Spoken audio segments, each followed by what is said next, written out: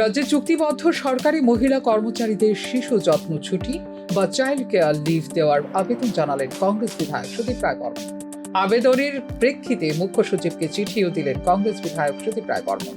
চুক্তিবদ্ধ সরকারি মহিলা কর্মচারী মায়েরা তাদের শিশু যত্ন নেওয়ার ছুটির অধিকার রয়েছে। তাছাড়া নবজাত শিশুরাও যেন মায়ের মাতৃস্নেহ থেকে বঞ্চিত না হয় সেদিকে লক্ষ্য রাখতে হবে বলে চিঠিতে উল্লেখ করেছেন বিধায়ক সুদীপ রায় বর্মন। বর্তমানে স্থায়ী মহিলা কর্মীরা শিশু পরিচর্যা ছুটির এন্টাইটেলমেন্ট অধিকারী, যা তাদের পেশাগত দায়বদ্ধতা বজায় রেখে তাদের মাতৃত্বের দায়িত্ব পালন করতে অনেকটাই সাহায্য করে।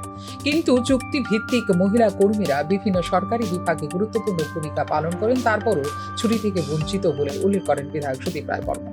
চুক্তিভিত্তিক কর্মীরা তাদের সন্তানদের প্রাথমিক পরিচর্যাকারী কাজ ও পারিবারিক দায়িত্বের ভারসাম্য বজায় রাখতে ব্যাপক চ্যালেঞ্জের সম্মুখীন হচ্ছেন।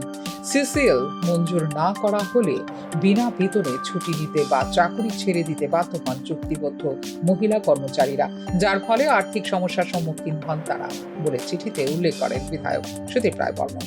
তাই এই বিষয়টি খতিয়ে দেখার এবং চুক্তিভিত্তিক পরিষেবার অধীনে সকল মহিলা কর্মীদের জন্য ন্যায্য ও ন্যায়সঙ্গত কর্ম পরিবেশ নিশ্চিত করার জন্য প্রয়োজনীয় পদক্ষেপ নেওয়ার অনুরোধ জানিয়েছেন কংগ্রেস বিধায়ক Sudip Roy Barman. Bureau report, news নাও।